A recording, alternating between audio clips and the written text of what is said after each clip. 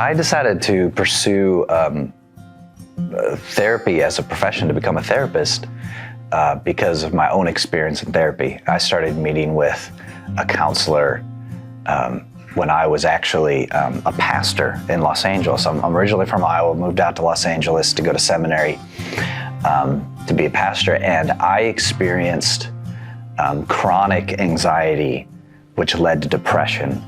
And my only answer, like what do I turn to in those moments, was to talk to people within my church or the broader Christian church community, and I didn't find the help that I needed.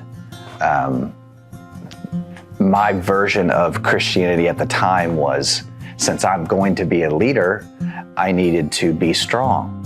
I needed to have the answers, and it was a sin to feel anxious, and the fact that I was depressed meant that I was doing something wrong. I was living my faith wrong. I was failing in life. Those types of messages that I needed to be successful and confident and know the answers to every questions, the solutions to each problems. And as I would try to seek out mental health, my faith at the time was actually an obstacle to that, because my paradigm was, I can't be weak, I can't be afraid, because that is being unfaithful to my faith. I met with a counselor as an act of desperation. I'll never forget,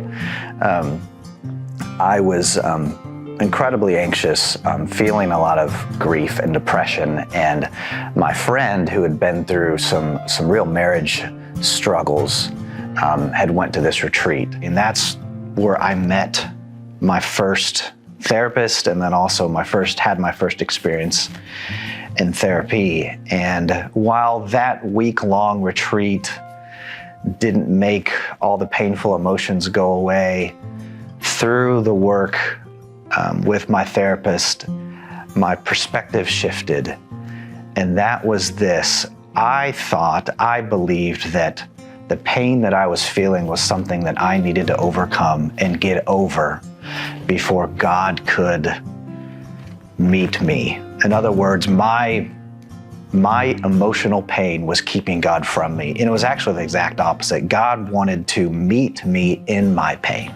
And if I could trust that, then my confusion and my doubt and my worry and my depression wasn't something to figure out and overcome. It was just the next step in my journey. And that changed everything, not in a day, not in a moment, but it began a way for me to embrace the reality of being human.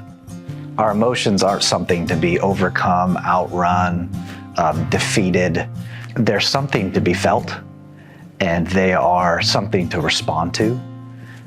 Our emotions tell a story. So an interesting fact about me is, when I was in 5th grade, I watched a Pistol Pete Maravich movie, and he could spin the basketball on his finger for an hour. And so I went home after seeing that movie in 5th grade and practiced and practiced and practiced until I could spin a basketball on my finger. And while I can't do it for an hour, I can do it for a long time, like 20 minutes, just spinning the basketball on my finger, and I can bounce it off my knee and catch it on my finger.